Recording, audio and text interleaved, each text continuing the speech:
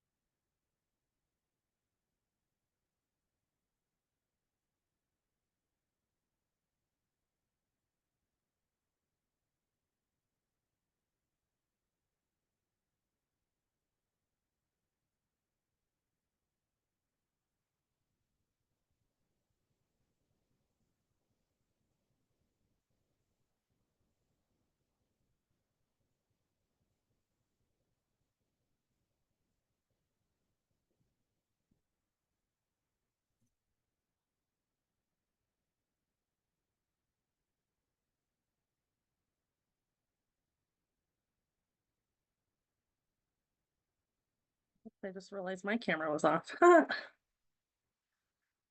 Brian.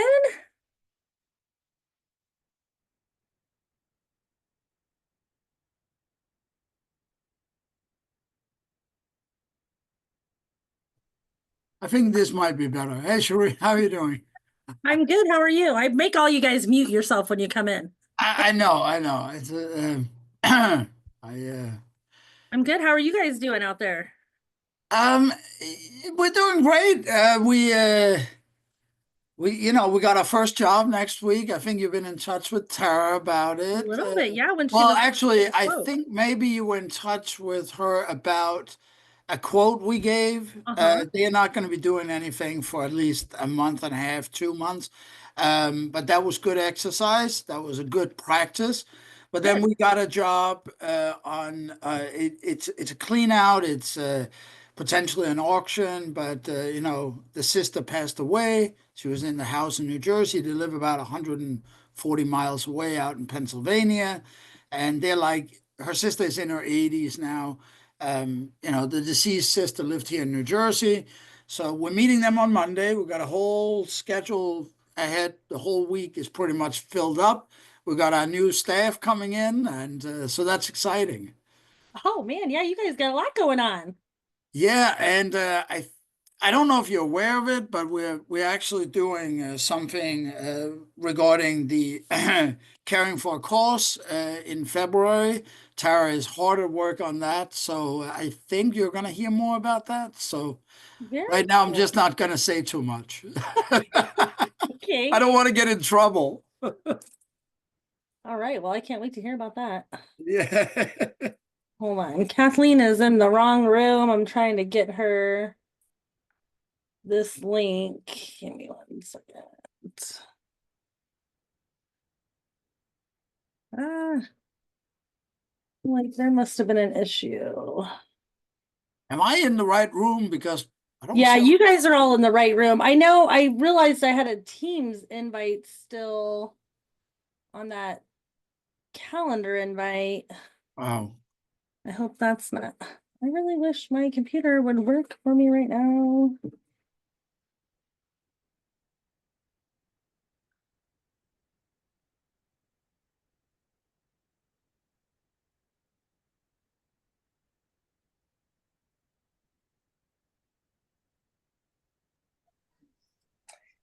Yeah, there's another link for some. I didn't have it, so I just got back in this Zoom. Is it, are you talking about the registered link? The one, it just popped up on my screen, but it was let me see.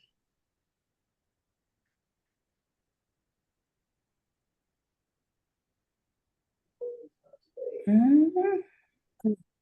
Yeah, they're all in Teams right now. Oops.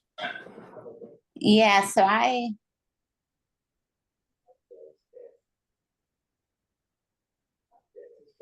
Yeah, it was something I didn't have downloaded on my laptop.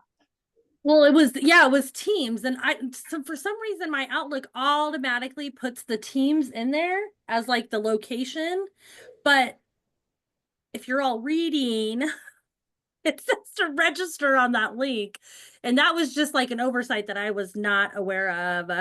But yeah, Tanya just said there's 23 people sitting in my Teams room. I don't even know how to access that, to be honest.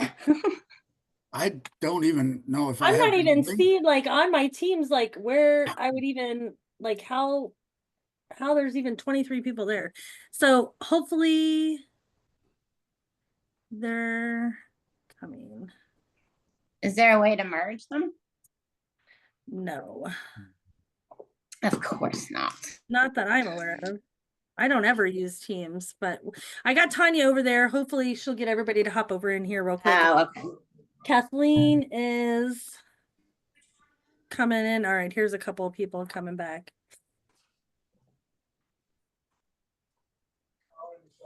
Like herding cats. Yeah. And it was probably because I had to redo this this setting because I normally do it like 2 weeks ago, but I was having scheduling conflicts. Other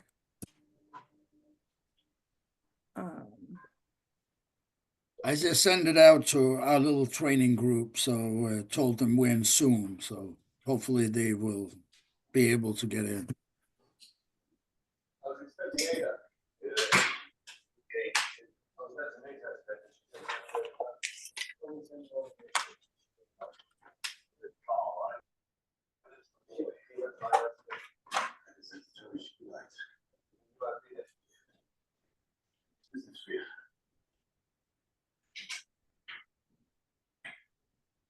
Okay. Well, hi everybody else that has been able to figure out my mistake.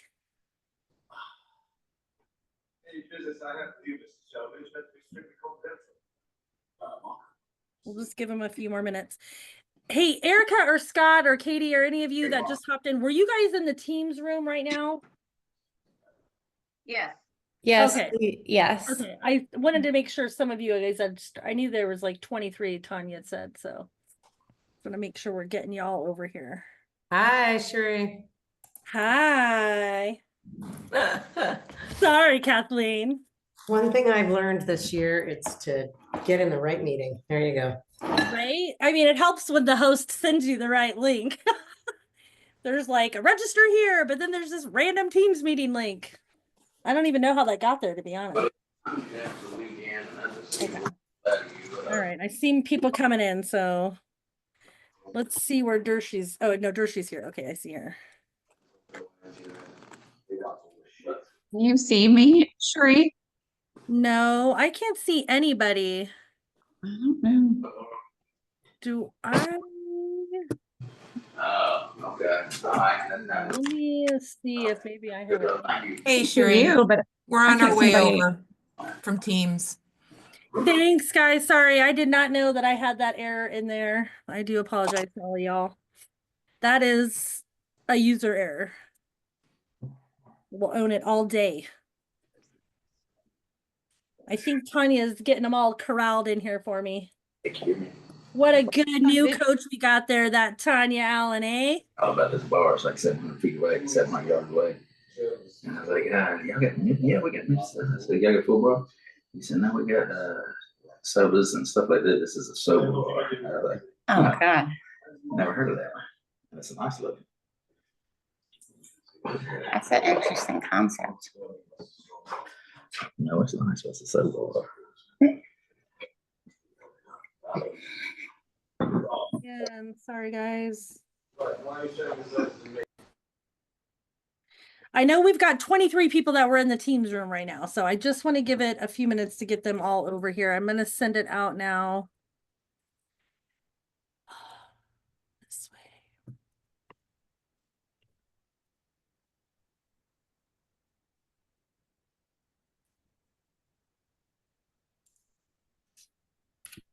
All right.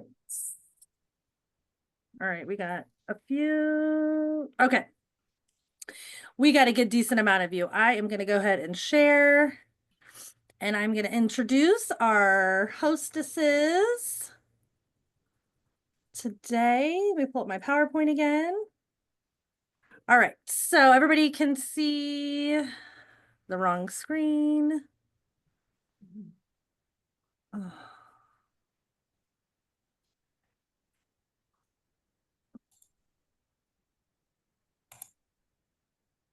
There we go. Okay.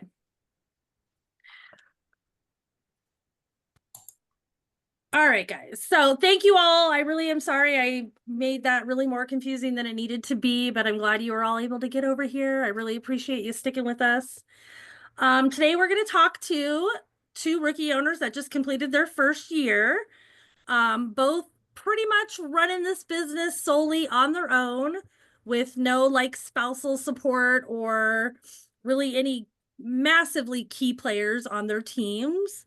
And they were the top ranking owners that had just single territories for this year. So congrats to you ladies, Dershie and Kathleen. You guys did an amazing job killing it this year. So let me just introduce Dershie. We're going to let her talk for about 20 minutes, and then we're going to open it up for questions to Dershie on what she's done, how she's done it, you know, all the highs and lows and tips and tricks that you guys want to ask her. And then I'll introduce Kathleen and we'll do the same thing. We'll let her present for 20 minutes and then we'll give you guys 10 minutes so you guys can ask some questions. So just a little bit behind Dershie is she launched her business in February 2024. Again, owns one territory. She is in the Texas area, just kind of outside of San Antonio. She's in the Borne, Fredricksburg, Kerville area. She did a total of 39 projects this year. Her gross revenue was $450,000. Average transaction was about $11,500. She did 32 auctions. Her auction revenue was about $304,000. She generated 6,100 lots, 6,173. Her average listing price was about $49.24. The average views that she got overall was over 400,000, and the bids that she collected on everything was about 97,000. So she did really great. Good job out there, Dershie. I am gonna send it over to you and let you get started. I will just guide you through your PowerPoint as you go through, okay? Okay, great. Thank you all for having me. So I'm super excited to get to visit with everyone. And I feel like just anytime you can get together with other owners, you learn something from somebody. So I'm excited to just have a good conversation with you guys as well. So managing the business, again, I am pretty much doing it all on my own.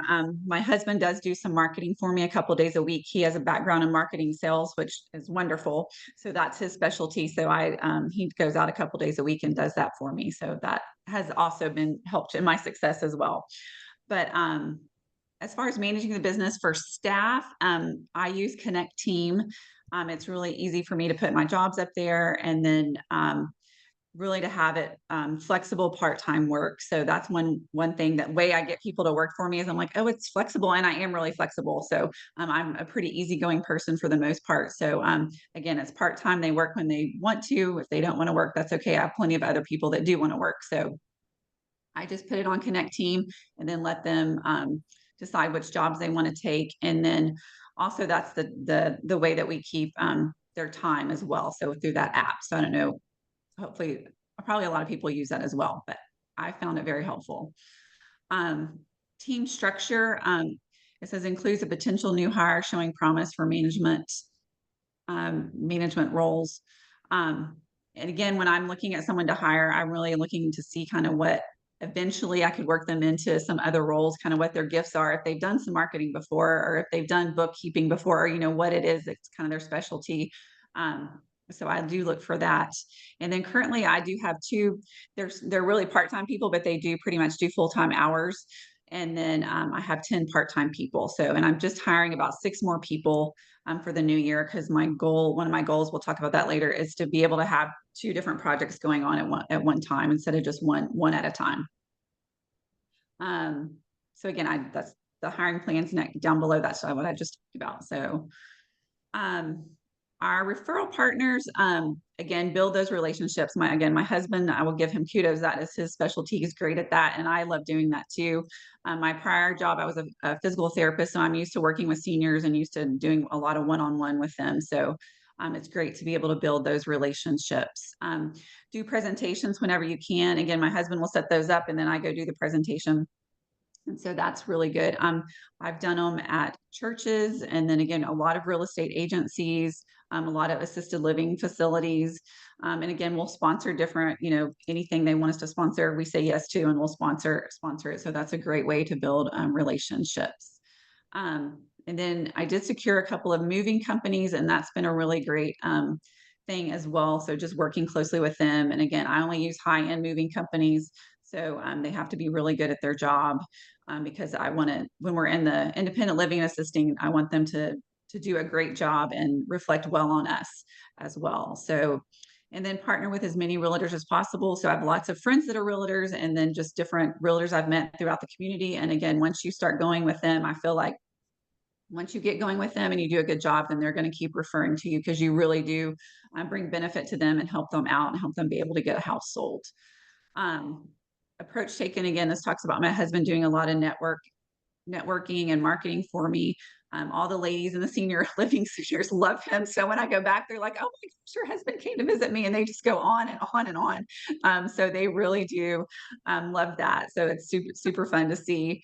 And again, he's great at building those strong relationships. And then again, just going back, it might be for something little, but again, just going back over and over and over till they really get to know him well.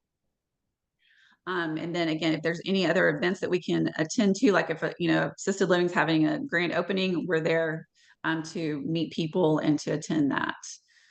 And then again, if you could just meet my husband, he's very authentic, easy to talk to, he can talk to a brick wall and he could probably sell you a brick wall if you wanted. So that makes it great as well.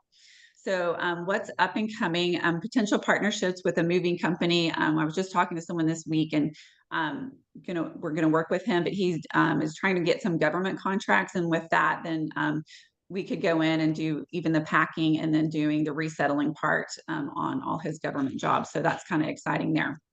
Expansion this fall with senior communities to partner exclusively with. There's one here in Borne because my territory has a bunch of smaller towns.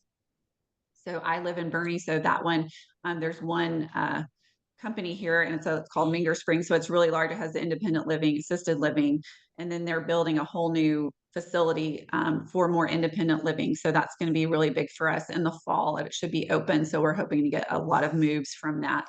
And then they had a magazine too. And so I bought like a page for advertisement in a magazine that'll go to all their new potential people that come in to talk to them about living there. So I think that'll be really good too.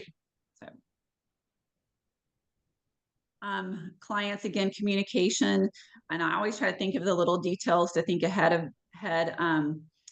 And then once our clients, again, I feel like they're always our clients. So when it came around to Christmas time, we went out and just gave all our little clients at different facilities poinsettias and they loved it. So that was super fun. We always wear our t-shirts when we're out and about in the community. So I was sitting with two ladies at lunch today and some guy came by and started talking to us because he had seen our t-shirts. And so I gave him a couple cards. And so he works at a church. He was like, oh, I have a lot of people at my church that could probably use your services. So always good to wear those t-shirts wherever you go. Again, we talked about that we took poinsettias to everyone. Again, anytime I'm also in assisted living or independent living, if I could try to go by and check on my little folks that we've moved in, again, just to keep that relationship going, and they like it and I enjoy it as well. So. And looking back on the first year, this is how I did it. Hard work. Again, you can't be afraid of hard work. You just got to put in the time. So, and again, initially, I think I had that somewhere. I wanted to work in the business, and then this next year, my goal is to work on the business. So again, I felt like I can't really tell people, what to do or understand the whole process unless I've actually done it myself. So I wanted to, have done everything and kind of know how everything's supposed to work and run. And then I feel like I can help other people problem solve. So, because I've been there and done that too. Initially I hired a bunch of my friends because I was like, I know them, I like them, and I know they'll do a good job. So, and again, it was part-time flexible work. So it just worked out great. Some of them still work for me and some of them don't, which is okay too. No hard feelings there. So it just depends. So, but a lot of them really enjoyed the work and have kept working. So that was super fun. Again, I took it slow at first because again, I wanted to make sure that whatever we did a great job just so we could build a good reputation. So I didn't want to have something go wrong, especially when we were just trying to get out there and get started. And I also did my own sale prior to doing my first online auction. So we had a warehouse with a bunch of stuff in it and we just needed to get rid of it. So I did my own and that was a great learning experience for me. And then again, my confidence was just up. So when I was able to do my first one for a client, I already kind of felt like I knew kind of what to do. So that helped a lot. Again, and I'm a big automated person. If you can get it automated and work harder, or not work as hard, work smarter. So I use Connect Team. Again, I love Shipping Saint for organization for pickup. And then we do a lot of shipping, QuickBooks, Jazz HR, any of those things that you can think of. I like to do them. And then I do have a bookkeeper that does all my back end. I just give her my numbers and she figures that out for me. So that's really helped. She was my bookkeeper in another business we had. And so she's doing that for me as well. And to me, that's a big time saver for me as well. Again, the highs and lows. Highs, again, we had one great sale and it was $37,000 for just that sale alone. So it was a bunch of high-end stuff. And again, I always tell people, I'm like, I'll always try something at least once. So again, this gentleman had suits, like $6,000 suits. And I bet he had probably almost 200 of them and they were all in their little individual bags. And my husband's like, no one's going to buy those suits. Why would people want to buy those suits?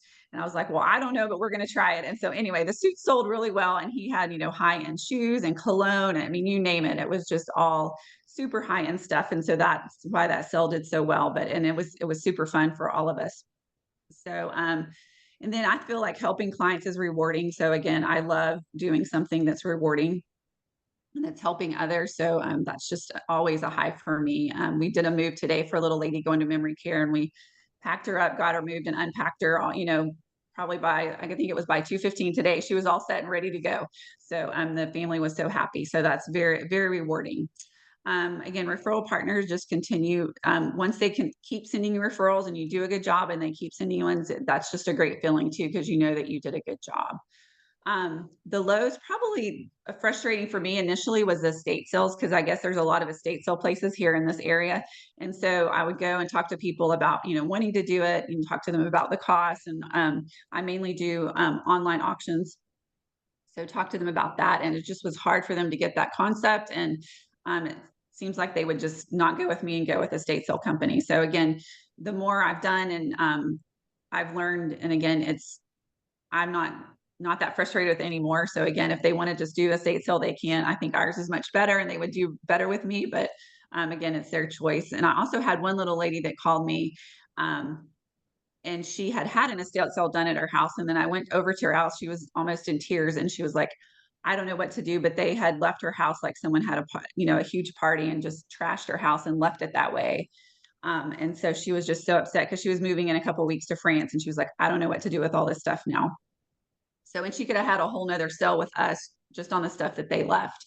So seeing that, I can use that now with my other clients and just tell them, what I have seen and then what we do and how we follow through with all our stuff and get their home completely cleared out. And again, the other thing that I have had issues with is sticking to the contract. So I'm too nice of a person a lot of times. And I'm like, oh, if you want to keep that, you can keep it. And then I, have people where I'm like, yes, we'll stage your house for you. We can do that. We'll put everything on the sale. And then whenever it's sold, we'll go ahead and then run the auction. But then the buyer, of course, wants to buy half the stuff that's in the sale. And so I've just had issues with that. So that's one thing that I'm not going to be. I will be nice, but I'm going to stick to my contract and point things out to them in the contract. Hard being a single owner. Again, I just find other owners to talk to about things. Sherry Hendricks in Houston is a good friend of mine. And so I talk to her about everything. And she even has the person that does all her sale closings in the back end. And I can call her anytime and ask a question. Like if you're selling a boat or a gun or, anything like that, that's just a little bit off, I can call her and she'll help me in a heartbeat. So that's been super, super helpful to me. Again, just having a mentor, even though I'm kind of by myself, having those connections really helps. Let's see. Top things I'm going to focus on for next year is I would like to do more moves. I felt like we would all of a sudden we just got, when I first started, all we did were auctions, I felt like, which was great and loved them, but I wanted to really do the moves. And then Cherie actually came, she happened to be coming down to visit, and that was like my first move. And I'm like, I'm so nervous, but then she was there and was able to go with me to like do the planning and to give him the bid on that. So would like, so, and I probably now I bet I've done about maybe 10 moves. And so now it's, I feel like I have the hang of that. So, but I would like to do more moves this next year. And then also I feel like I'm just starting to get into where I have the move and the auction. So getting both. So that's super exciting too.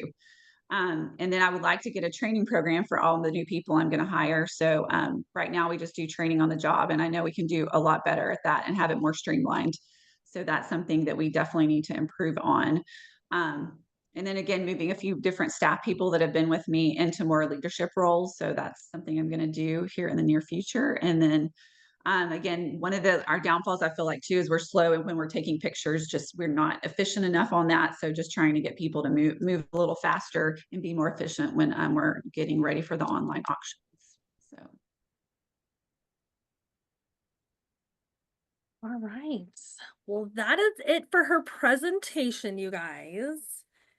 I know it was short and sweet, but we also wanted to make sure you guys had plenty of time to just pick her brain and see how she's really doing and ask some more general specific questions. So we'll go ahead and open the floor up to all of you guys to ask Dershie some questions. Don't be shy, guys. Hi, my name's Carol, and I'll see if my camera's on. I'd like to ask a question. I recently was hired at a facility to do a kind of an urgent move from a cottage to assisted living. So I got my small team together and completed that, and then I did sub out a mover. And so I've been sort of paying the deposit, paying the mover in full, and then I have to turn around and invoice the facility and wait 30 days to get paid. And I was thinking about that. What do other people do in situations where it's not an individual person, but a senior community that actually hired you and wanted to move their resident for kind of, whatever reason? That's interesting. Yeah, I haven't had that happen, so I don't know if anyone else on the call has. Actually, Carol, could we hold that question for Kathleen, because she actually does that a lot, where the senior community pays the stipend and she collects it from them on that back end. I don't know if Kathleen, if you want to chime in and just talk about that for a second, just because the question was answered or asked. And the question was, how do you do that?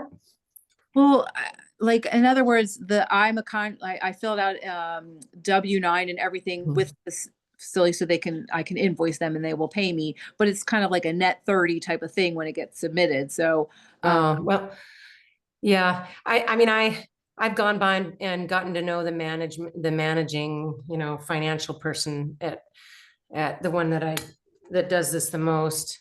I would say one important though is you don't ever want to mention that there's a stipend to the client. Because sometimes it could be a promotional thing. But I think usually the community sales people like to be the ones to do that. So no, I haven't actually done that, but I know that would be a major faux pas. But what I do is I submit my bill to the retirement community, and then they only pay up to $5,000. And I used to think, well, then I need to stay under 5,000, but sometimes the move is more than 5,000. So then I just do the balance and just set up a balance. And I mean, I can show you how I do that on this. They may have a net 30. They usually pay me within a couple of weeks, and sometimes I have to check in with them. I think it's important to have enough cash flow that you could work with them and do the net 30 though. Yeah, I mean, they hired me December 30th and I'm still waiting for that payment. Oh, yeah. Oh, today- well, yeah, go by and bug them. Yeah, they hired me 2 more jobs today for next week. So I was excited, but like, I'm also like, oh gosh, received no funds and I'm, dishing out a lot of money. So I was just curious about, Have you asked any questions to the community as to why they have to wait for the 30-day turnaround? I only deal with like an admissions coordinator and a resident coordinator that have these like urgent moves and call me. They sign my contract, they accept my invoice, no problem, and they go, "Oh, we send it into the billing office." So I don't really talk to the billing office. Okay. I should. Yeah, maybe trying to Talk like to as the you billing say, office. trying to get connected with that financial piece of Yeah. it there to see if you can streamline that a lot quicker for you guys. Okay. Or seeing if they'll give you a credit card to put on file, right? Like the community probably has a credit card or some sort of way to get you paid a lot faster. If they're already signing off on the contract and the estimate and stuff, Mm-hmm. they might, like an ACH form, something like Yeah, that. okay. Yeah, I could ask that, if there's another way to get paid. And it's interesting because the people like the admissions or the coordinators that really need it done, they don't even ask me how much it is. They just are like, come and do it. And so I'm like, I give them an estimate and then I refine it once I know exactly what happened and they seem to be fine with it. So it's the connection with the billing people that actually cut the check is where my issue is. Yeah, if you can find out when that timeline is, that would be better for you. Yeah. All right. Well, I'll take that advice and give them a call. Good question. Thank you. Anybody else have anything for Dershie? I have 2 questions. This is Erica in Milwaukee. So one, you said that you started out slow and it sounded like you did that on purpose and you planned it that way, but can you kind of tell us a little more about what that meant? Like what slow meant, in your first like few months or what did it look like? Yeah, I feel like I didn't want to just take on a ton of jobs initially. So I just felt like, I wanted to be in there in the job working on it, really seeing how it's going to work out, what can be more efficient, what couldn't be efficient. Trying to think, I think we did an auction for a lady that her daughter, she was sick. So her daughter just moved her out of state and was like, here's the keys, just take care of the house. So, so we did that. And it was a great first sale and everything just seemed to go smoothly. And then probably I got, a next one, but I don't know. I feel like, again, my slow and other people's slow, but I mean, we still had work all along. I felt like there wasn't really a time when we just didn't have much to do, but I didn't feel like I was overwhelmed either. So to me, I felt like it was just slow and gradual, starting out.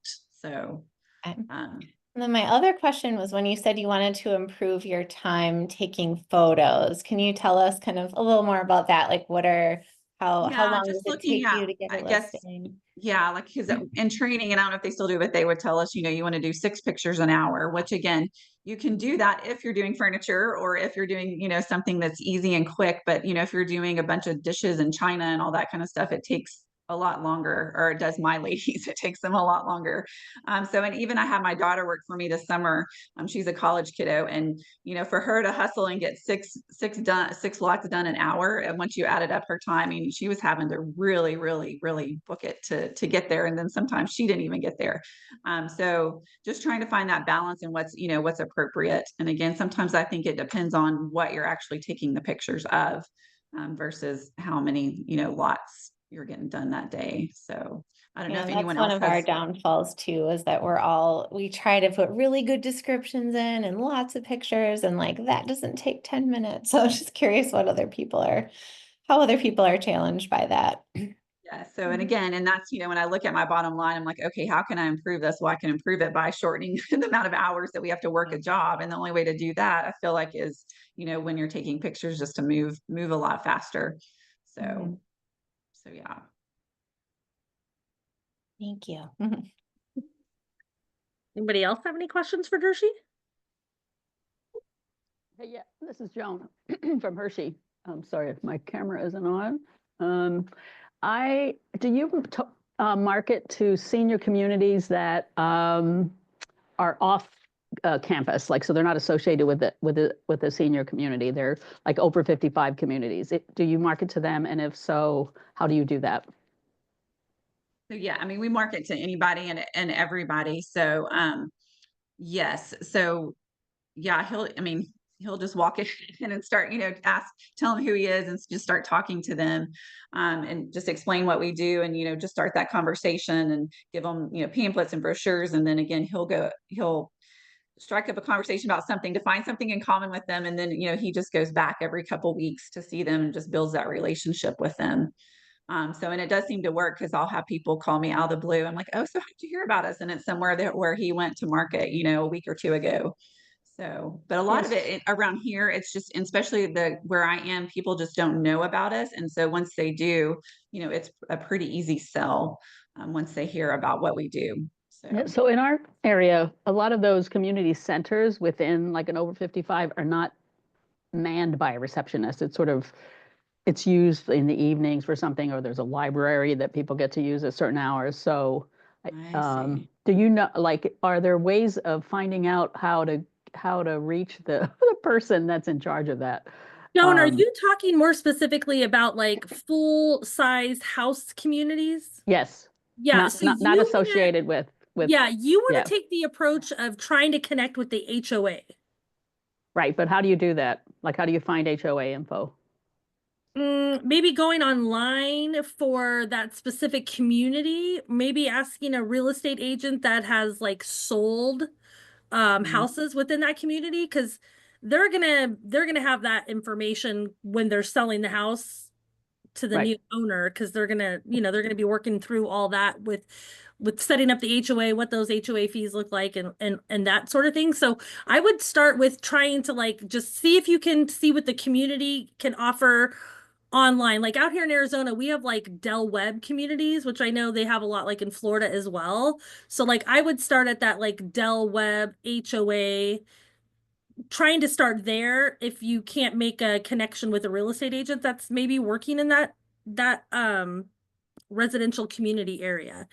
But anytime we had to get like a permit to do an estate sale in those communities, we had to go through the HOA. Got it. Yep. I would imagine that's your leverage there. Thank you. You're welcome. Anybody else? I'll give you guys about 3 more minutes to ask Dershie some questions, and then we're going to introduce Kathleen. I was going to say one other thing I was going to add is Sherry down in Houston. She was like, oh, I do this, or I don't know how she learned it, but it's just like some different Facebook posts. So I still pay for the ones that do it for me. But where I take pictures, I do my little estate sale provenance on there, take all the I think you can put up to 80 pictures on there. And then anyway, but I do those extra posts of all the pictures. And then I also like boost those posts, and then I do a reel and I boost that. And then I also do, put those same ones onto marketplace on Facebook as well. And then it's also connected to Instagram. But I feel like that really pushes my sales and has more people looking at my sales and bidding on my views. So yeah. Yeah, if you were to go back and look at her views, like that's how she's doing it, you guys. She's boosting everything she's doing. All those are different. I know some of you guys have heard me talk about tap into the experience of that sale, evoke the emotions, the senses. That's essentially what she's doing. Every boost that she does, she's peeling back that onion layer and just letting them see a different side of that sale, other than just here's the pictures and here's a description. So you guys want to know how to do it? That's how she's doing it. How much do you pay average per auction or advertisement on just with the boosting fees? Probably about $150. And that's not including like estatesales.net or .orgs, like national or regional? No. Okay, so that's just straight Facebook. And I do charge my clients, roughly about $214 advertising fee on their thing. And so again, that covers, at least it covers my Facebook boost and stuff that I do. But again, I think it really makes those numbers high and really drives people to look at the sale. Absolutely. Anybody else? We got room for one more question.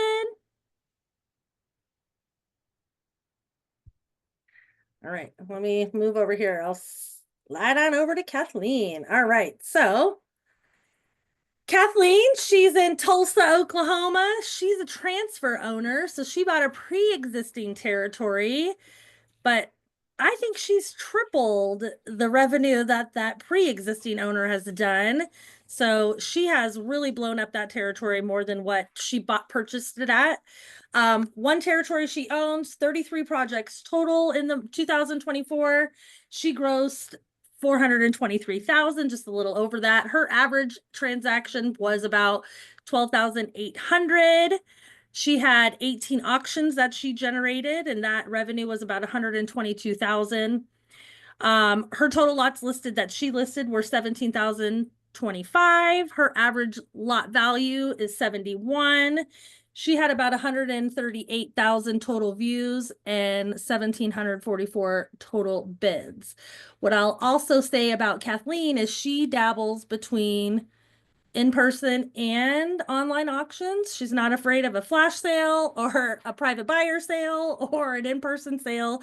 She is just doing whatever is necessary for that client. So Kathleen, take it away. You're up, babe. Thanks. I loved hearing from you, Dershie. I learned a lot, and I want to make sure I love it. So, and there were some things that we had in common that I thought was really interesting too. So I don't want to repeat a lot that you said, but my first year, right when I started, I'd had some advice. I mean, of course, finding your team for me was the most important way that I needed to start. And so building that team and hiring people right off the bat. And I only people that could manage.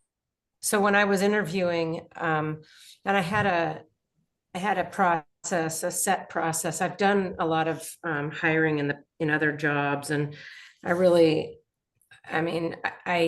the corporate HR thing will make you crazy. A lot of you probably know. And so I did have consistent questions, and I had a consistent process that I used. And part of that was screening people to see if they had leadership potential. I did a lot of this beginning time training people and then not be able to go on to that next phase. And so that was really important to me. It was one of my screening things to see their experience. Giving people jobs to do before we had work, like my first two people were, research these box prices, I was making up stuff just to kind of help them have a few hours a week. But I found that it was kind of difficult. Part of the reason why I want to do this job, to be honest with you, is I really want to work with good people that I love being around. And so I really kept that foremost in my mind. And I think one of the strengths of my business right now is that I just have amazing people that love working together, and they know, because they've seen me do it, fire people that are not a good fit for our business. And there's a lot of reasons why they might not be, but just, being careful with HR policies though, to make sure you're doing all that. I did reach out to an attorney and got an Oklahoma specific employee agreement here, because we have right to work laws here that are, I just wanted to make sure, I won't go down that rabbit hole too much, but anyway, building team is really been a big focus, and I feel like we've accomplished that and have a really great team. So while we're on that, I'll just say I have 11 part-time people. I just hired a full-time salaried person, and I'm literally buying her a freaking gym membership because I don't want to lose her, and I'm trying to think of ways to keep her. But turnover is so devastating. I think it just takes so much time, but I've had a lot of turnover this year. But anyway, and I have 2 admins, and I have a shipping specialist. And 2 of my people that I've started with, so I have my full-time person is an operations manager, and then I have 2 team leads. So I can have two, and I've started to have more than one job at the same time, because I have some really strong leads. So I think one thing that Dershie said that really resonated with me was this idea of really understanding the business first. And I'm going off script, but this was a really important thing to me, and that was you really do need to know the details of the business. You need to know the details of the business, and not only that, but I felt like to know the stories of the business to be able to sell it to people. So I was developing stories that I use in my consults. I love telling a story. Guys that came out to look at the cars, I'm like, guys, I wasn't sure about doing cars, right, in an online auction, but let me tell you, you get these men out here and they test drive and they see each other, and then they're like fighting it out online, and and I mean, I love those stories, and you can just make this, the sales experience. So for me, I hadn't been in this industry. I've worked in the Medicaid space with our dear senior population for a long time, and I've done sales, but I hadn't done this, and none of us have done this, because this is a really unique thing, right? It's so unique what we do, and we're this total solution. So I had to learn how to tell the stories to win the sale. So I wanted to get my team, and I wanted to get experience, and I took every job there was. Like I did not care. I just did anything and everything. And then I would, call Cherie 3 times a week. Now, wait, how do I do this? And it's like, what are you doing? So wait, you need tables for that, right? Oh, tables. Okay, I'm going to get some tables. So it was kind of like that. I just dove in on all fronts, and mistakes were made, right? Ongoing process for evaluating is, I think, really important. We had an ongoing process for evaluating. Why don't you go to quarter 2? So we did, I kind of talked about this a little bit, but I tried to get as much work as I could and just make sure that I was developing the story, like I said. Now, my husband literally is not involved at all. And I will say that I had to get funding to purchase this, as some of you may have. Some of you may not have, but I did this alone. My husband is on the account because the person that told me, said that I probably couldn't get the money on my own. And it turned out I could have. So don't be afraid. If you're a woman, don't be afraid to do that, because you can. But anyway, so he's stuck on my business name, and I'm gonna buy him out or something pretty soon. But anyway, he does nothing. So, but I will say that having the debt really put fire under me, and it was a good thing. It was a really good thing. And I've learned a lot of things financially. I didn't need to pay that all off the first year. And my accountant now says I probably shouldn't have, but I did, because that was important to me. So anyway, I took all the jobs I learned. I engaged my team. We started out by having weekly touch base calls. Now we have a once a month operational call where we go over some things, training, looking back, and then we just open it up and everybody gives feedback. I'll pull up a certain process and I let them know ahead of time what the process is we're looking at. And I'll pull up my process document. So I have process documents for everything, and I write them down. And then when we're training someone new, I have them all in Google Docs. So they pull it up on their phone, and I walk through what we're doing with the process doc in front of them. I send it to people ahead of the shift. I attach it to the shift. I'm like, follow the process document. I know some people don't do that. I will say, like yesterday, we had a big sale. We ended up getting $26,000. It was mostly jewelry. And we hadn't trained people, or I didn't have, we had trained people, but I didn't have it in writing. Little things like, you weigh gold in grams, you weigh silver in ounces. You have to have all this in the title. I know I've told them this, but just making sure that it's written down and that they're following those things. I had to spend a lot of time going back and pulling lots and weighing the gold. were like selling for $1,500, right? Like I had to. So I'm constantly working on processes and making sure that people are accountable to the process documents. When I say lateral scaling on here, what I mean is, if someone needs something done, I'm going to find a way to do it. And so, you know, I have a person on my team that does patch and paint, and, you know, and Cherie pointed this out to me. So, you know, that's a service that we offer after. And I have people that, you know, are happy to clean. And I know a lot of people do that, but we've, you know, we add on a cleaning service. We've, you know, we've pulled up carpet. We've, you know, what else have we done? I don't remember, but, you know, I hire people to do that. I made up a different sort of job level, which is my, what did I call them? Basically, they were, I hired them to drag stuff from a house into a dumpster. That was like their job. And so I created this job because we needed it. We needed that role. So I kind of created as I went things that we needed to solve the problems that people were giving me. So I have these great process documents, and I'm now kind of turning the corner on that. We're refining them as we go, though. Yeah, let me see. Okay, let's talk. I'll talk about what I do differently, and so keep going through. Okay, so now this is my last quarter. So I'm similar to Dershie. I'm using Connect Team, Adobe, and Payroll. I really like, or PayPal, sorry. I try to do everything, you know, pre-filled so they can easily sign it electronically.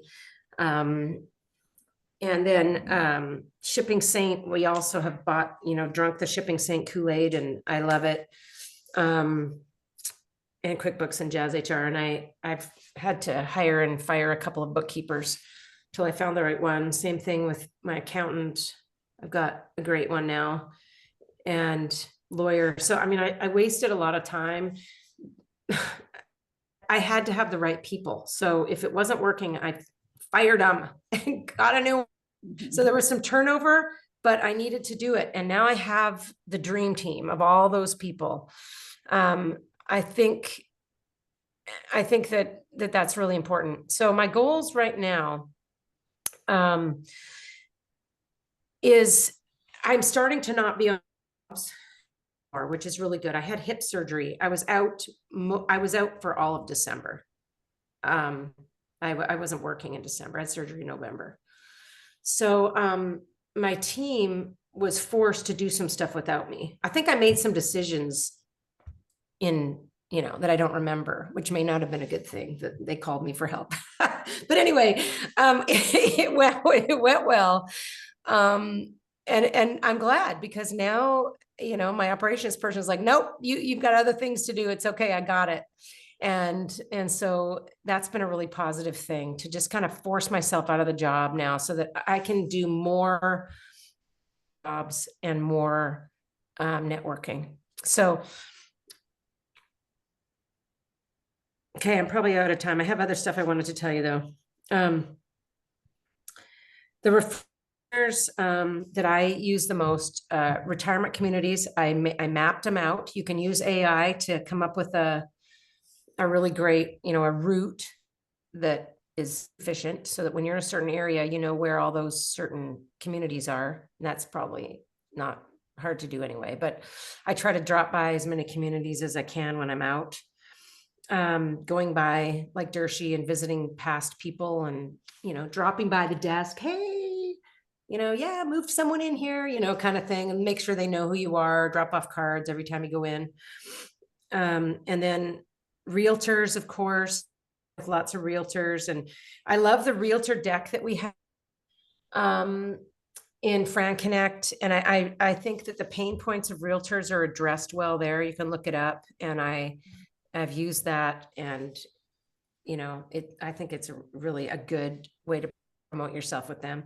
And then I also have several estate attorneys that I've met with and then kept in touch with. I did the poinsettia drop. Dershie, I love it. We both did that. And yeah. So I think one piece of advice I would say is just really know what to spend your time on jobs. Really, my goal for going forward, some of my goals, you can do the next slide. Oh, did we want to talk about that? What is that last slide before this one? Well, this was just how you track your metrics for your staff. Oh yeah. Okay. Yeah. So this is okay. Next year, first, I want to use these metrics more. I use them in the sense that I understand how much lots sell for, because we constantly have meetings at lunch when we're on a job, and we pull up and we look at what things have sold on CT bids, and I'll send the results to people. I separate it into their own category so they can see their lots and what they sold for. And then I'm literally, that thing that you did that took you 20 minutes, we only got $10 for that. We're not doing that anymore. Definitely. Cute, but no, we're not spending an hour setting them up. Forget about it. So we're doing a lot of that kind of like, what should you spend your time on? So my goal is to use the data more to refine some of these operational processes. You can tell I love that part of it. My specific goal is to really improve the project start time. Sometimes you get in and it's kind of confusing where to start. What kind of job is this? Because we offer so many different things. So really having clarity on what you go to this room, this room, this room. We have all the equipment here, because I'm turning that over to my my manager. And so some of that needs to be tightened up again. So my low was that when we had some squatters breaking into a house that we were doing. Yeah, that was bad. They literally broke through the door, and I was like, that was a whole thing we had to solve, right? Highs, and there's another low on there. But my high was really this hoarder house, where helping this guy process and finding things. It's always a highlight for me to find stuff that people don't know they have. And it's just really joyful for them. So, okay, I'll end there so I don't go over time. All right, sounds good. All right, guys, we are go ahead and open the floor up to you for some questions to Kathleen. What you guys got for us?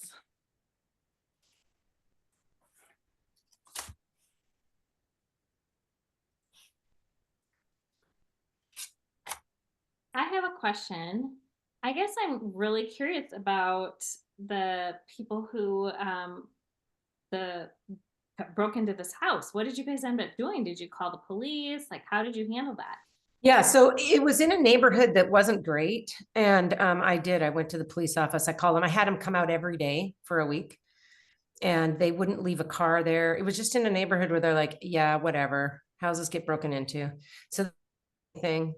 And I put locks on the door. I had a locksmith out several times and replaced the lock. They just kept breaking in and breaking in. And, we could have set an alarm up, but we didn't. We just hustled up and got out of there. They didn't, we would have had to have Wi-Fi to have a good alarm. It was just too complicated, but we just got out. We just finished up as quick as we could and got the valley. Oh, I got a big cargo van. There was more to this. We got a cargo van, and I got a bunch of people there, and we emptied out all the valuable stuff and just took truckloads over to, this was the hoarder house, the one you're looking at. And I rented an office for a month, and we put all the stuff in there and shot and sold out of there and did pick up out of there. Wow. Okay. How long did that hoarder house take you guys? Yeah, honestly, Cherie may know better than me. I think the house itself probably took a month and a bit. There were 3 houses though, and they kind of overlapped. So that's why, but yeah, probably about a month or 2. Yeah, I think it was almost like 600 hours total for you. Yeah. And we had to be careful. I had to have, I had to have PPI. We had, they signed waivers for, it was clear that they didn't have to work in there. It was very emotionally distressing, hard for us. I shortened the shift times up. I hired my new crew that I told you, a bunch of guys. We developed a system of how to move stuff. We had to develop a system of what do we keep, what do we donate, what do we keep, because it was just so much stuff. So defining the job, like I said, you know, it's you may think it's easy, like you sell it or you don't, but it's actually not. And it's really helpful to have a list. Like, we don't sell this. It's not worth spending time putting it on an online sale, you know, and then being clear on that, know what's worth selling and what isn't. And then you can develop partnerships with donation people. I had resellers come in. I just said, come in and just all you can carry, $5, go, you know? So, yeah. That looks incredible. I mean, wow. It's about as bad as the project you guys got hazed on, Anne. Yeah. It's equivalent to that. Well, it looks like that. This one actually might look worse because that was just one house, but Oh yeah. our first training that we did in Tucson, it was a hoarder house. And I mean, one of the staff threw up on the job. It was so bad. So yeah, I think I probably did too. You know, one thing also that I did this year, I made a point when I was on the team there working with everyone, I set the speed. I want people to see how to move quickly. And I'm kind of like, you know, and I'm like a metronome. And then the other thing is I always take disgusting parts of the job, always. I'm the one up in the attic. I'm the one cleaning out the filthy fridge. If it's gross, I'm doing it. And I wanted my team to see me for a year because now I'm not there. And I want the legacy of, no, she's not just making us do hard things. I want them to remember that. I did the grossest parts. If there was a dead animal, I would come and get it. So. Okay.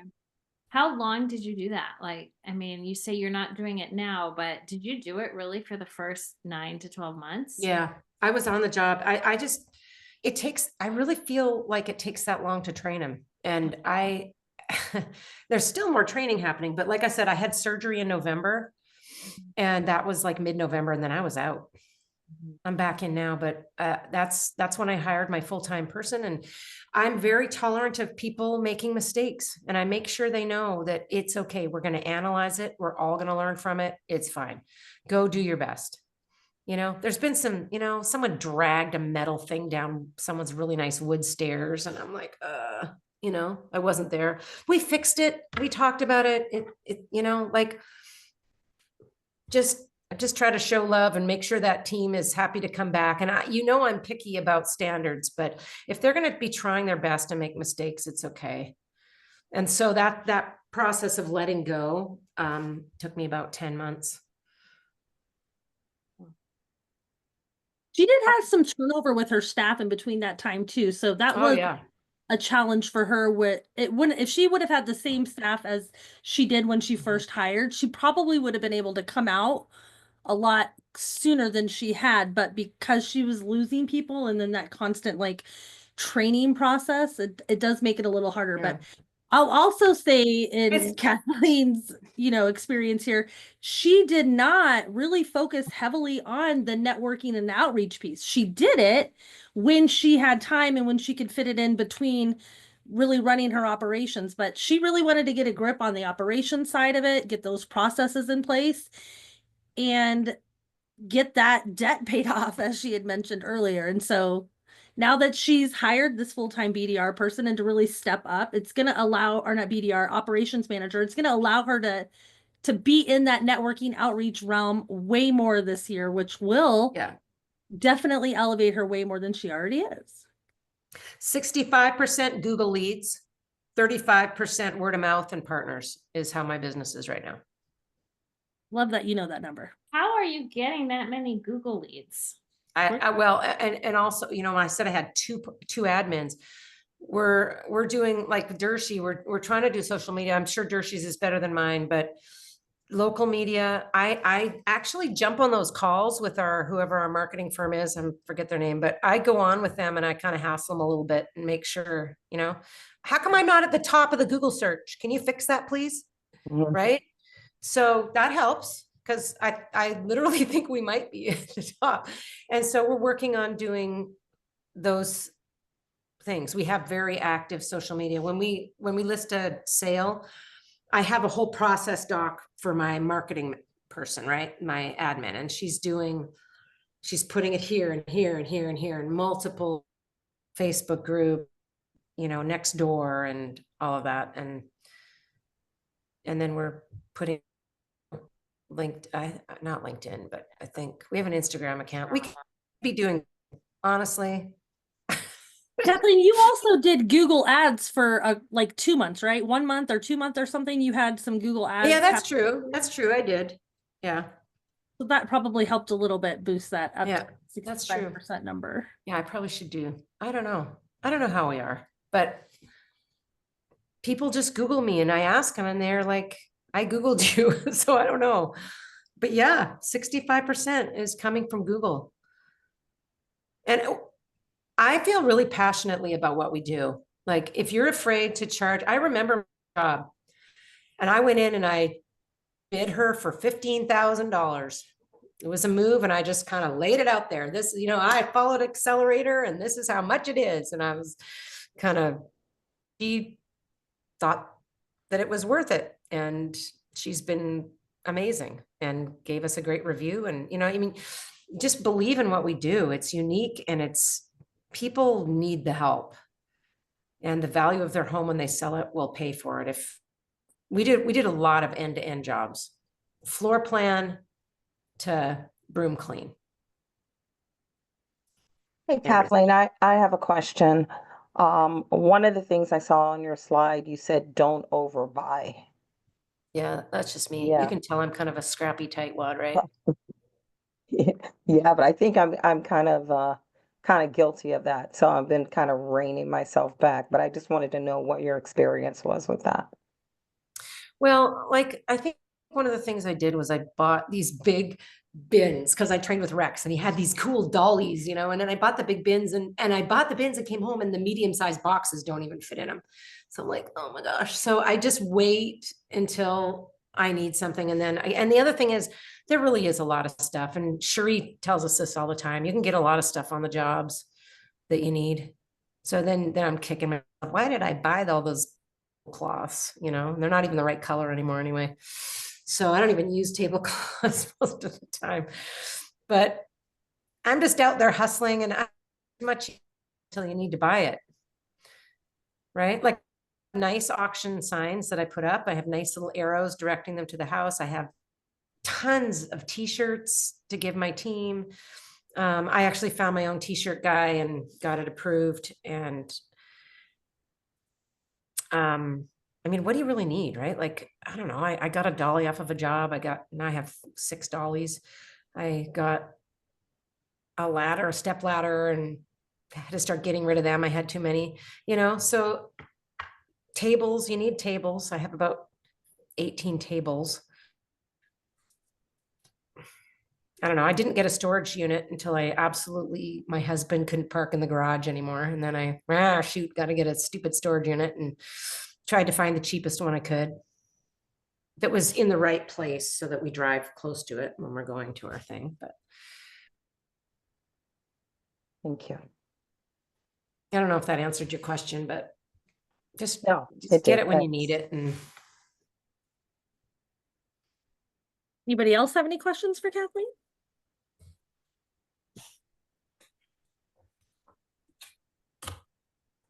I have a question for both of you, if either or both of you want to answer it. Do you track your conversion rate from consults to jobs? And what is it? And how do you kind of measure how well you're doing getting jobs?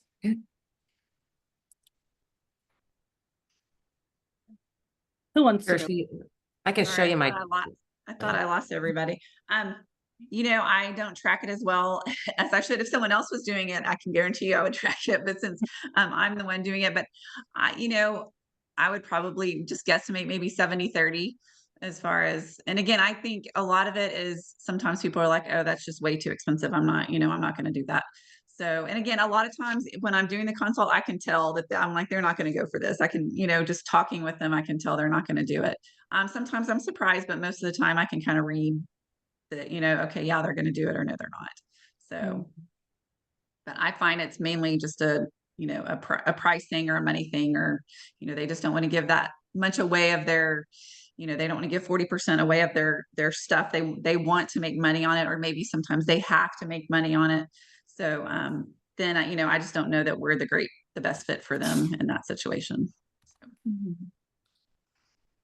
I have a chart I can show you if you want. I can share the screen for you, but I know that we have a CRM that we can use, but I don't use that. And I know it's terrible to use it for everything, but I do have this little thing that I use. I just have this. And the reason I like this is because it's easier for me to get to on my phone. I can, so whenever I have a new client, I always type it in here, and then I always have all this information when I need it. And then I just have the statuses here, and then I can, you know, check off the ones that I do the work for, and then I divide that by the total of lines, right? So it's pretty easy. And then I have it all here, so I can go back. Yeah, so that's what I do. And what is my percentage? I don't know, I have to look at it. But I remember I had a conversation with Cherie, and I said, you know, honestly, it's usually at least 80%. And if it's not, then I'm not offering the right service. I'm bidding it wrong. I'm expecting to go in there and win everyone. And if I'm not offering that. I'm not listening. That's what I think. It's on me, because there's some people that's not true for everyone. Like the people that are like, I had this 5,000 square foot home, and they have an outbuilding and patio furniture, and they're like, you mean we're going to be paying you? And I'm like, yes, you will be paying me to empty the whole home and get it ready for sale. Yes. Unless you have silverware, cars, jewelry, or really nice art. Yes, you will be paying me to empty the home. So I'm like, just don't worry about it. They're the wrong people if they are going to be saying that. Right. So, but otherwise, everyone else, I just say, hey, this is our spectrum of work that we do. And and with everybody, I always tell them from beginning to end, this is what we do. And I do it quickly. And I said, I'm going to fit in whatever services you need. Let's see what your family can do, whatever. We're just going to, and with that approach, I really do get almost all the jobs. I have a question. This is Brian. I'm in New Jersey. How do you overcome, this is one of the things, we're very new. How do you overcome pricing out for lots, whether you do it like a per lot price, or for all the documentation you're doing, description, pictures, etc. And then on top of that, you also do, let's say, 35 or 40% split. Like, how do you overcome that you know, challenge of saying, hey, we're going to charge you to document the lots, but at the same time, we're also going to do split 40-60? You know, that question's been in my head before, but there's been, you know, one person said that to me, I think out loud, and I just said, you know, sir, I've never left a job where someone said to me, wow, I think we didn't pay you enough. I mean, no one said, I think we paid you too much. That's all I can tell you. Okay. We're going to come in and we're going to get all this stuff done. And at the end of the day, you're going to be glad we did. And that's just, I don't know what you would say to that, except that, you know, I'm only charging $80 an hour. I go back in to Connect Team and I actually multiply it out. And that's way lower than what our movers do. And so the money we're making on those sales is just, that's what we get because we have a national site and no one else does. So there. That's kind of where my head is at. So, Yeah. you know, I'm using it in two ways where I'm saying, you know, there's a cost of documenting the lots, and then there's a cost of having access to a national site like CT Bids. Yeah, I don't mean to sound snarky, but I think it's important as new owners to really, really deeply understand the value of what we provide. Right. Okay, thank you. And understanding what your competitors are not providing. That's critical. So you can countersell against them. You know, I talk about secret shopping all the time. Find out what they're not doing. Sell against that. Don't throw them under the bus. That's not what I'm saying. But take it as power. Knowledge is power. The more you know, the more you know. And the more you're going to be able to countersell against what it is that those competitors of yours are doing or are not doing, right? Always bring it back to the service that you are providing. Never make it about the dollars. If they are making it about the dollars, they are not the right fit for you guys. I cannot say and stress that enough. We are looking for a very specific client, somebody that wants this concierge service. If they want to make it just about the price points, we are not for them. Lose it all day long. It is fine. Let that go to the competitor. I guarantee you, they might call you back after that competitor is done with that sale and they still have things left in that house to clear out. It happens a lot. It really does. And now you're just doing that clean out for them.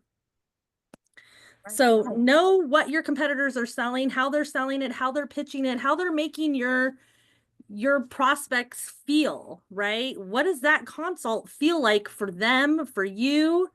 And make sure you just come in above and beyond that every single time.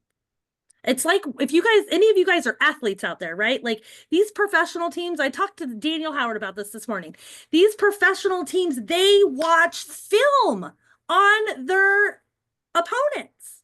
And they do that strategically so they can play against them and be better every time. And so it's not just getting on the internet and seeing what it is that they're offering and how they're selling it online. It's not calling them over the phone and trying to see how they sell it over the phone. It's literally scheduling a consultation, getting them in your house, a friend's house, somebody's house, pretending that you need to hire them for their services and hearing how they sell you, pitch you, price you, what services they're going to do, and how they're going to carry you throughout that whole entire process. Until you know that about your competitors, you're never going to be able to sell against them.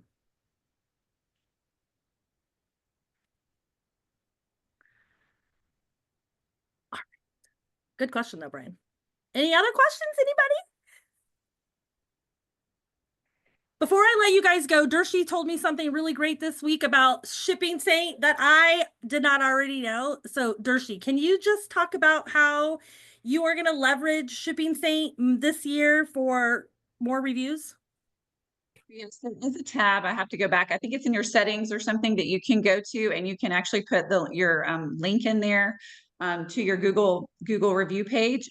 And then whenever the auction is over, it will actually send them that Google review or send them your link to your Google review so they can do that for you. So I did not know they had that feature, but they have it on there. So you just have to go and put that in there, and then they'll send that to you. Or send that to them like after a pickup or whatever, they'll send that link out for you. Say that one more time. Now that I'm in Shipping Saint, you go Settings. What are we looking for? Again, he briefly showed it to me the other day. Oh, okay. I don't have that tab open, but it's in your the little settings tab in there, and somewhere in there you can go in and put your Google review link. It's probably where you automate all of your text messages that go out. Email templates. Like, pickup day or, all those different kind of scripted messages that you guys do. It's probably there that you're setting it up, I would imagine. I haven't gone back to do it, but yeah, he just showed me briefly the other day when we were on the phone trying to get all my box prices right and all that good stuff. So yeah, I'm going to definitely give it a try anyway. Leanna, to ask your question, honestly, secret shop them, call them, schedule a consultation just like they would do for you. That's it. There is no secret sauce to that at all. Just, when Sherry Gillette first bought her territory out here, she had her mother-in-law do it. She was at the prime age. She was, and she had all the right questions to ask. Sherry sent her in there with some questions. Sherry went in there with her during these consultations, but that's how you want to secret shop them. You want to just straight up pretend like you are going to hire them for their services. So I was going to, go ahead. Oh, sorry, I was gonna say, so you would, this is Leanna, so you would have them actually come out to the home, or whether it's at my friend's or family member's house and be there and make, because they won't just do it over the phone. You got to make an appointment. They got to see the stuff. Okay. Well, I mean, that's going to make it really easy to sell against them if they're not even coming out to the house. Yeah. But yeah, ultimately you want to get them at this make-believe house. You know, at the end of the Okay. day, obviously you're not going to sign them, but they don't know that, right? Right, right. You don't know that. So yeah, fake it till you make it all day long, get them in, whether it's your house or somebody else's house, but do it before your community knows you, right? Before your face and your name is really, really out. Before I become famous? Before you become famous. Exactly, Leanna. Okay. Exactly. Okay. Well, thank you. You're welcome. All right, guys. Well, we're over thanks to my mistake of sending y'all to the Teams chat instead of here. But I really appreciate all of you guys hopping on here and supporting your wiki owners on their great, wonderful first year of business. And reach out to them, you guys. Ask them questions. You know, they're here to help. They want to support you and they want you to support them. And they know and understand that we're better together as a brand. So thank you, Kathleen, and thank you, Dershie. I really appreciate you guys taking out the time to do this on such last minute notice on a Saturday. I texted them both and look at them coming through in a clutch time for Mostly me. because we owe you, because you're so helpful. That's right. Am I right, Dershie? Right? Absolutely. Absolutely. You're always there for us. We love you. Thank you, everyone. Thank you, Thank you guys. very Have a much. great weekend, Thank everyone. you. Yes. Have a good weekend.